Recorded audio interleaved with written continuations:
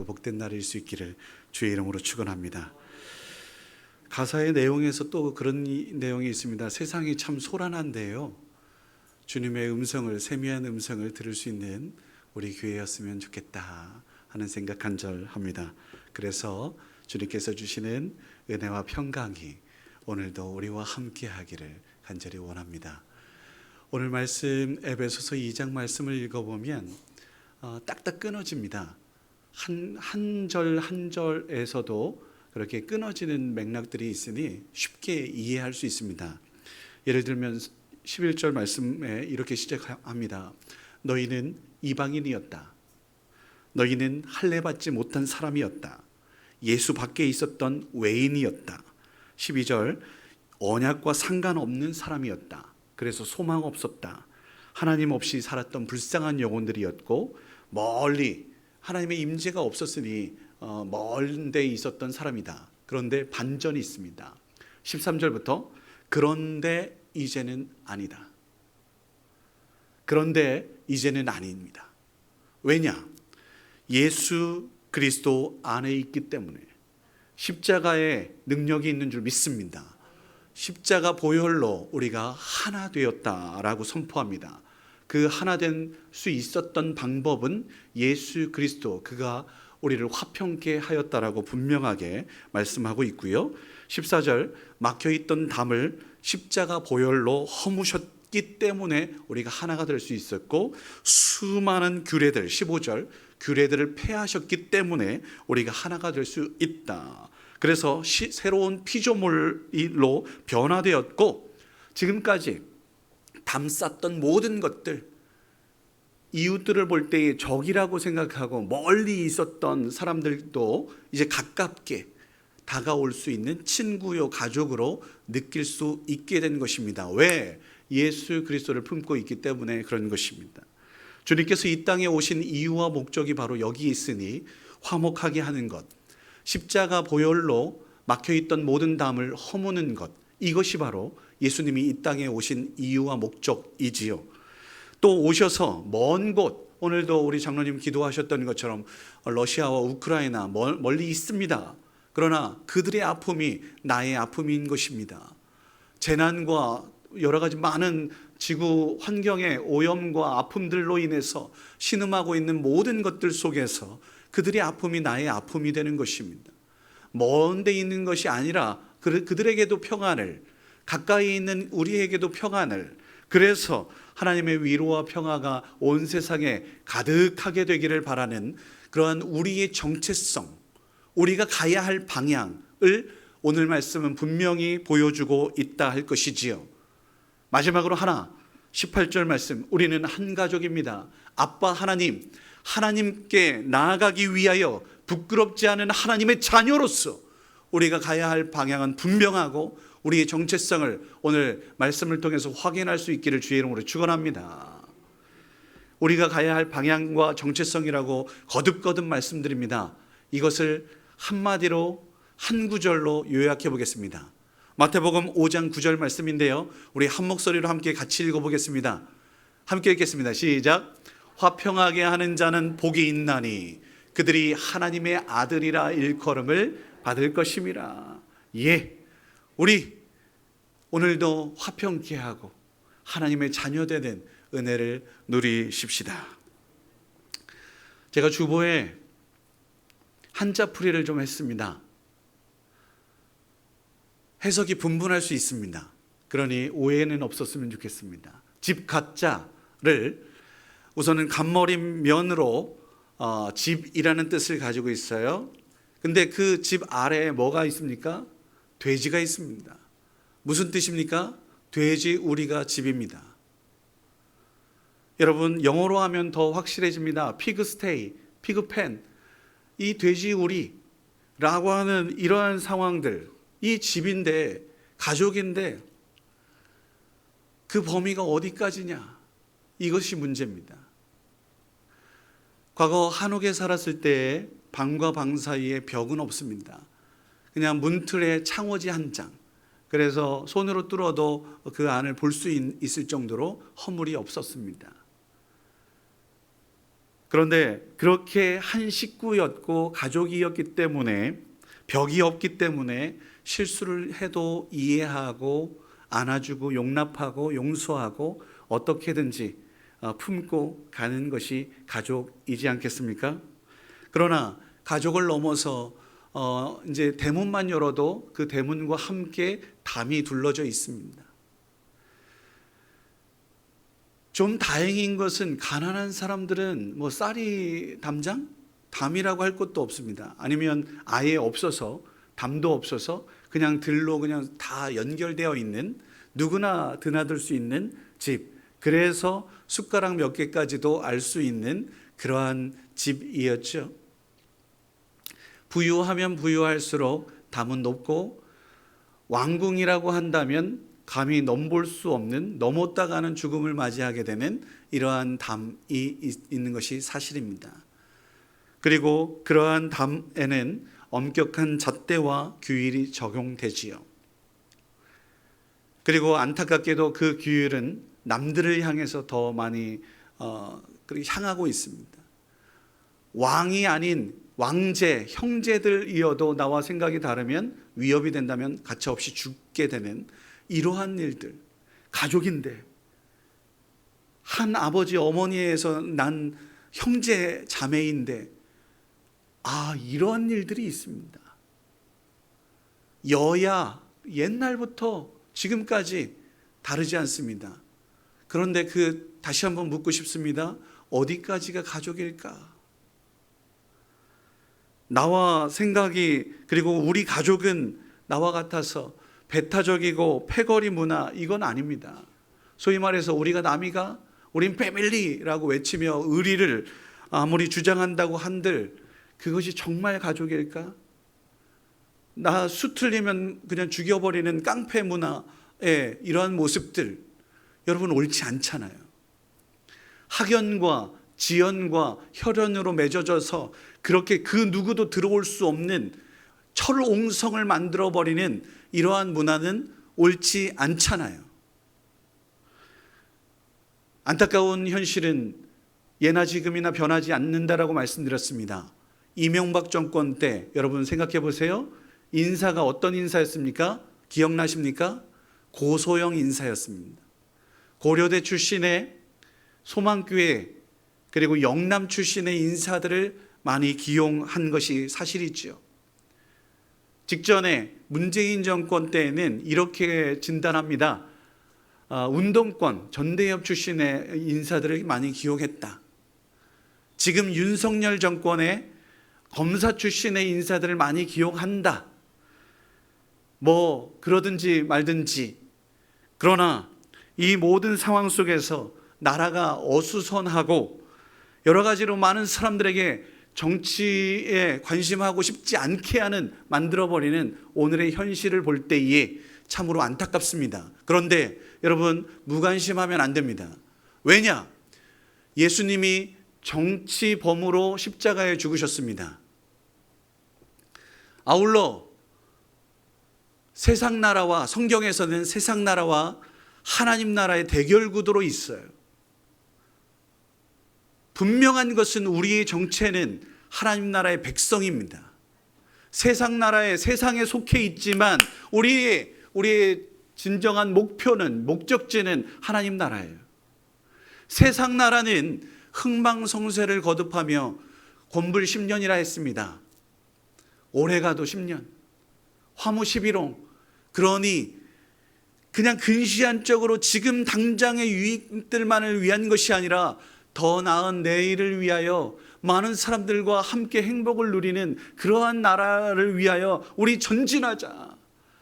없어질 그러한 세상 나라를 향하여 그렇게 죽을 둥 살 둥 살지 말고 영원한 하나님 나라, 세상 나라가 힘과 폭력으로, 풍요와 다산으로 그렇게 추구하는 그러한 모습일진데, 하나님 나라는 오직 사랑으로 다스리는 나라, 어디를 향하여 나아가야 할 것인지, 어떻게 살아야 될 것인지 분명히 보여주고 있으니 우리 믿음의 사람들은 하나님 나라를 향하여 그 뜻을 위하여 나아가야 된다는 사실을 우리 기억해야 될 것입니다.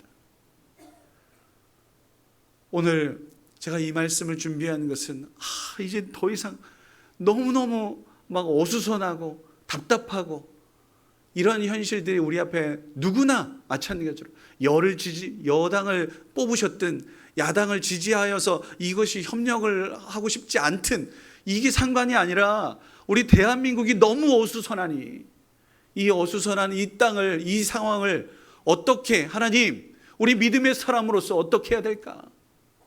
관심을 가져야 됩니다. 사랑해야 됩니다. 그래서 기도해야 된다는 겁니다.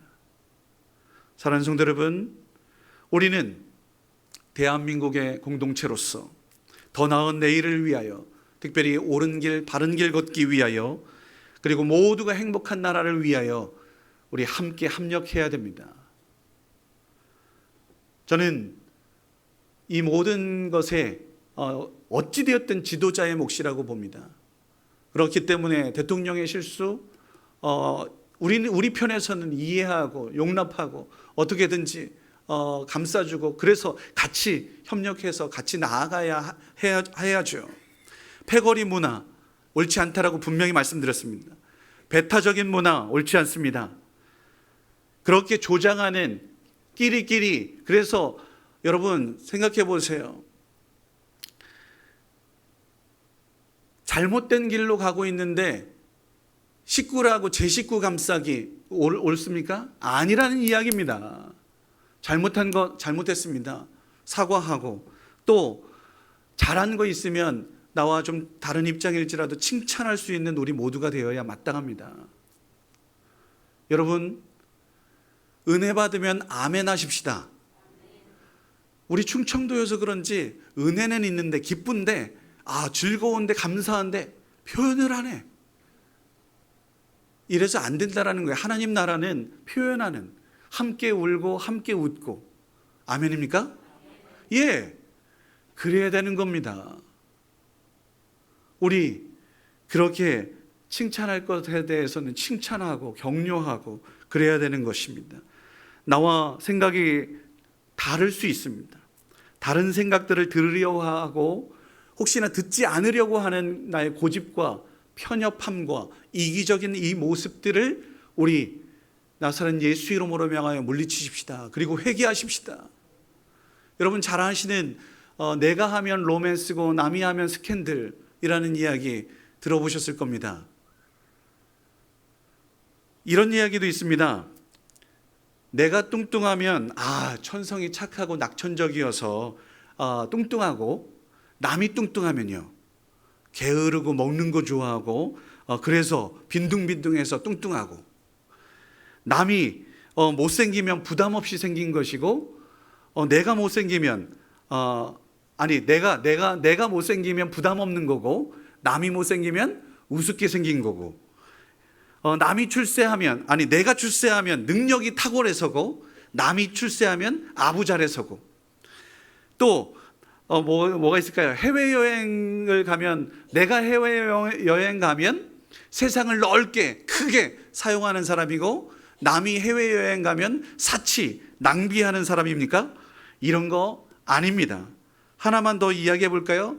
내 목소리가 크면 시원시원하고 호탕한 것이고, 남이 목소리가 크면 저거 뭘 상식한 것입니까? 이거 아닙니다.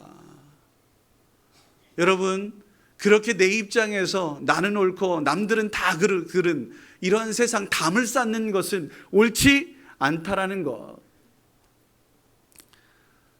주보에도 기록해 놓았던 세상에 4가지 부류의 사람들이 있습니다. 그냥 유아독전, 혼자 성을 쌓고 자이든 타이든 혼자 살아가는 사람들이 있어요. 그런데 세상은 사람이란 더불어 함께 사는 세상입니다. 그렇기 때문에 두 번째, 어떻게든 적응하면서 섞여 사는 사람들이 있어요, 일반적으로.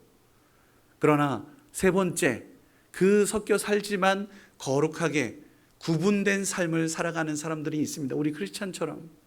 그러나 진짜 하나님께서 원하시는 네 번째는 세상을 변화시킬 수 있는 사람입니다. 세상이 어둡다고 하면 빛으로서의 사명을 감당하면서 세상을 변화시키고, 답답하고 절망 가운데 있다면 시원하게 그렇게 모든 것들을 틀 수 있는, 소망 줄 수 있는 그런 사람이 되어야 하지요. 하나님께서 진짜 원하시는 네 번째 사람이 되십시다. 그러기 위하여, 변화시키기 위하여 우리 가정이 정말 답답합니까? 혹은 말도 없고 아무것도 없습니까? 그렇다면 나도 말이 없을지라도 기꺼이 말할 수 있는 그런 사람이 되어야 하는 것입니다.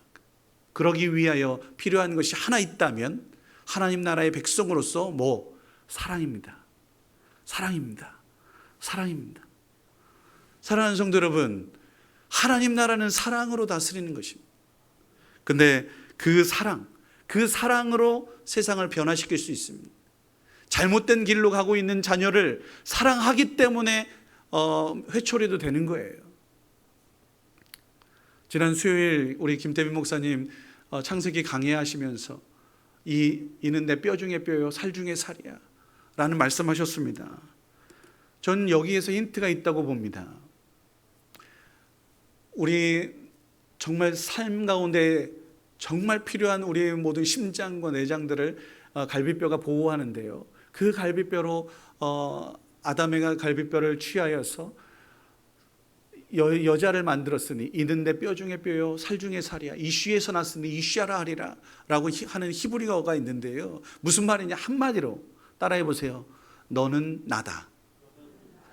너는 나예요. 여인을 보면서 너는 나야 라는 것들을 깨닫게 된 거예요. 사랑으로. 그러니 그 사랑으로 얼마나 아름다운 세상이었습니까? 그런데 이것이 깨져졌잖아요. 죄 가운데에.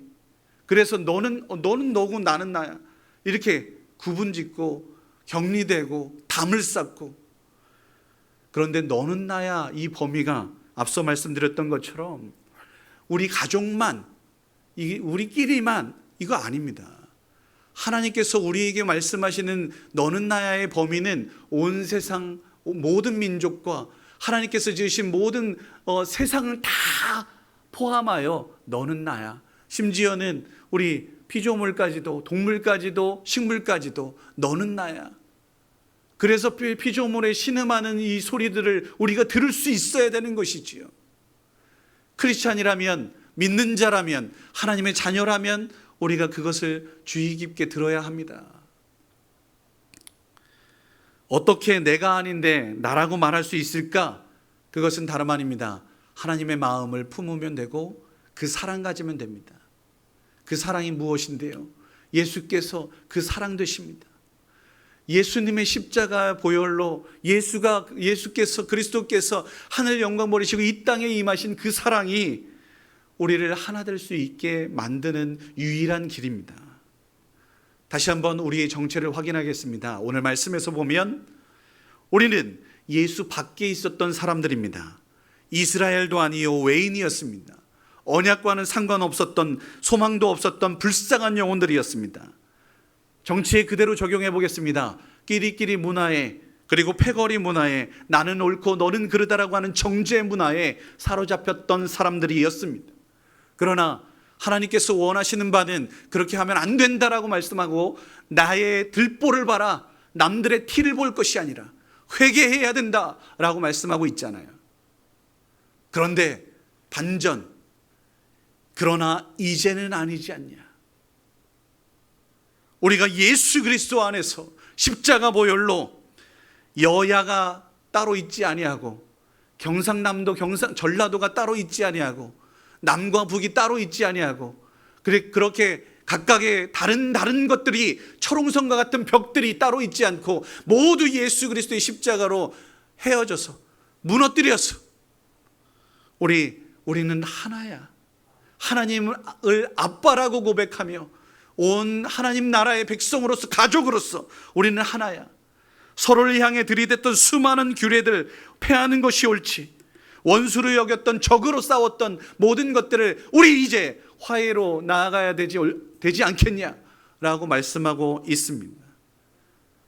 사랑하는 성도 여러분, 우리의 정체는 부족하고 연약하여서 죽을 수밖에 없는 죄인이었습니다. 그러나 하나님께서 우리와 같은 죄인을 구원하시기 위해 하늘 영광 버리시고 이 땅에 임하셨다라는 사실을, 그렇게 사랑하셨다라는 사실을 우리 기억하십시다. 하나님께서 어떻게 우리를 사랑하셨는가? 하나님이 세상을 이처럼 사랑하사 독생자를 주셨으니 누구든지 그를 믿는 자마다 멸망치 않고 영생을 얻게 하기까지 사랑하셨습니다. 죽을 수밖에 없는 죄인이었지만 어떻게든 살리려고, 구원하려고, 생명 주시려고 그렇게 하셨다라는 이야기인데요, 오늘날 세상에서 살면서 죽겠다 하는 사람들 참 많잖아요. 경제가 너무 어려워서, 정치가 너무 어수선해서 죽겠다. 그런데 하나님께서, 예수님께서 이 땅 가운데 임하신 것이 뭐라고요? 우리를 살리시려고. 어떻게 하면 살릴 수 있을까? 사랑이면 충분합니다. 예수 그리스도의 십자가면 충분합니다. 사랑하기 때문에 기도하는 것이고요, 하기 때문에 눈물을 흘리는 것입니다. 사랑하기 때문에 품어야 되는 것입니다. 더 나은 하나님 나라를 위하여 우리가 해야 할 바가 분명하지요. 다시 한번 강조합니다. 그렇게 하나 될 수 있는, 또 더 나은 내일을 향하여, 영원한 하나님 나라를 향하여 나아갈 수 있는 유일한 길은 오직 예수밖에 없습니다. 예수님의 십자가 사랑이, 예수님의 보혈의 능력이 있음을 믿습니다. 높고 높은 벽을 허물 수 있는 유일한 소망, 예수 그리스도. 우리 그분을 믿고 그분처럼 살고 그분처럼 우리 모두가 평화를 위하여 최선을 다하십시다. 사랑하는 성도 여러분, 무관심은 옳지 않습니다. 관심, 그리고 또 표현, 우리 사랑의 표현들을 많이 하십시다. 어떻게든지 사랑하기 위하여 먹고 마시는 식구 되십시다. 우리 교회는 지난주부터 이제 중식도 재개했습니다. 얼마나 감사한 일인지요. 이제는 우리 모두가 함께 할 수 있습니다. 더 없이 아름다운 교제를 나누고 공동체가 되고, 흠이 혹시나 보일지라도 누구 때문에 탓하는 것이 아니라 내가 부족해서였다라는 사실도 한번 또 나를 돌아보고, 나를 연단해서 더 아름다운 모습으로 사용하실 것을 기대하며 섬기며 사랑하며 그렇게 함께하는 공동체, 우리 교회가 되었으면 좋겠고요. 우리 교회를 넘어서 이 나라 민족을 위하여 우리 함께 노력하십시다. 저는 제가 지난번에도 말씀드렸던 것처럼 연합과 일치를 위하여 우리 교단을 넘어서 그렇게 나아가는 것을 추구합니다. 하나님께서 원하시는 공교회의 모습을 추구합니다. 하나님께서 원하시는 방향이 그렇습니다. 우리 모두가 어디에 있는지 빛으로 부르셨습니다. 그리고 또한 온 세상에 지금 재난들이 많은데요, 신음하는 모든 피조물들을 위하여 일회용품은 최소한 좀 줄일 수 있고, 또 아울러서 쓰레기 함부로 버리지 말고, 또 이런 것들도, 아주 사소한 것들도 우리 함께 지켜나가면서 살아가면 어떨까요? 정치, 경제, 문화, 사회, 교육, 국방, 외교 등등에서 참 많이 어수선합니다. 그러나 우리 믿음의 사람들이기 때문에 더더욱 기도하면서 또 이해하면서 너는 나다라는 생각으로 입장 바꿔 또 생각하면 나 또한 별 볼 일 없습니다. 우리 그렇게 함께 더 나은 내일을 위하여, 이 땅에서는 영원하지 않습니다.